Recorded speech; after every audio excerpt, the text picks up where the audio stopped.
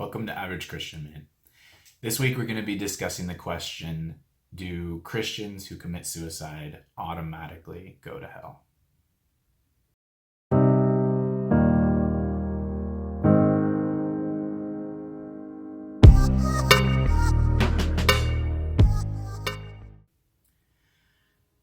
Before getting to the answer to this question, I want to share my personal experience with suicide. Back in 2010, I got a call from my dad that my mom had committed suicide. She and my dad had been going through a difficult divorce, and my mom had kind of fallen into this gravity well of depression and anger and isolation.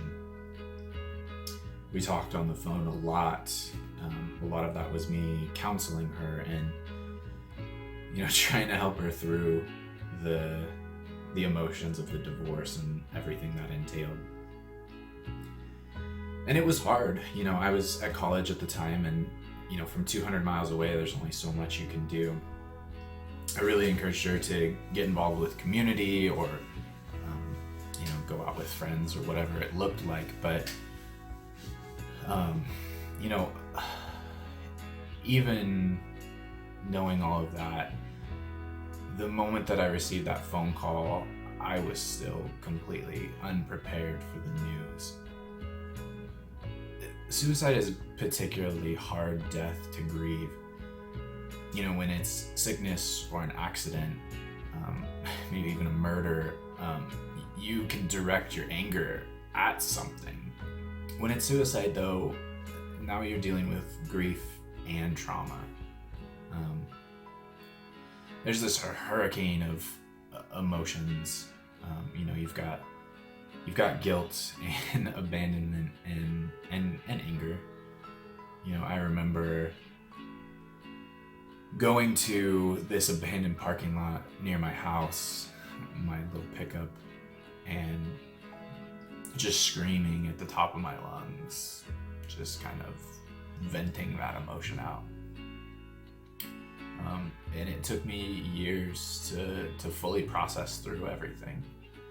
And even sometimes to this day, I have to deal with certain things about it. You get reminded of that grief in everyday things. The day I got married, I was angry at my mom all over again. The day my daughter was born, angry all over again. The emotion's never gonna fully go away, and that's okay, right? That's not necessarily a bad thing. If you're grieving suicide, there's a few things that I want to share with you that I learned along the way.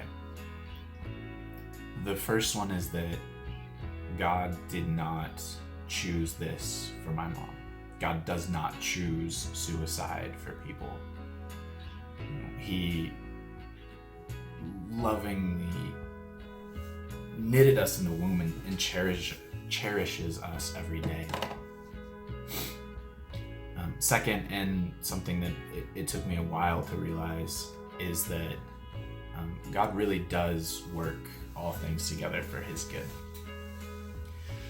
Following my mom's suicide, I ended up taking a semester off from college. Ended up going back home and just spending some time with family. It was in that semester off that I met my wife, which would not have happened otherwise. It was in the wake of my mom's suicide that my dad and I became really, really close. Again, God didn't choose that for my mom, but there were really good things that came out of it. Third, and it took me some time to realize, but I really needed to come to a place where I could forgive my mom. And that was hard and took a long time. But once I got there, it really gave me a lot of peace. And that's always going to be a work in progress. There are things that come up in life where I need to forgive her all over again for missing out on stuff. Lastly, it's in the pain and the brokenness of the tragedy that I can empathize with people, truly empathize, not just say I know how you feel, but really know how they feel. And that's good. It's good to be able to empathize with one another and share in grief and become stronger together. Next, if you're dealing with depression and contemplating suicide yourself, know this. You have a God who loves you deeply, who created you with care and passion for a purpose. He took time and care to design you uniquely, and he loves everything that you are. As a loving parent, he doesn't want suicide for you. He wants a joy and a thriving of your soul. The best way that truth is evidenced is in what God tells us directly in the Bible, but also in community and through other people. The reason I bring up community in particular is this. If I'm moving something physically heavy, like a fridge, I'm probably going to need help with it. In the same way, when we're dealing with something emotionally heavy, like I was when my mom committed suicide, I asked for help, in this case in the form of a counselor. There is no shame in feeling what you're feeling, and there's no shame in asking for help to deal with it. We're designed to work together in community, not operate in isolation. Lastly, and because you were created for a purpose, don't you want to see what it is? God's story is a story of redemption and triumph. And that's his story for you. So live it to the last page. So now to the question at hand. Do Christians who commit suicide automatically go to hell? The answer is no, they don't. I struggled with that for a long time, whether or not that was true. But sin is not transactional. Sin and forgiveness, they're not transactional. We don't earn or lose our salvation.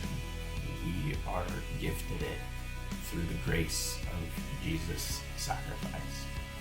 The Bible is crystal clear that nothing can separate us from the love of God or being with God. Suicide is a very serious sin, equated with murder. But even a grievous sin like murder can't separate us from the love of God if we have the covering of Jesus' sacrifice. I've included some Bible verses, some scripture in the description, along with some resources and links to give you further reading on all of this. Dive into it. Anyway, there's your average answer from your average Christian man. Thanks.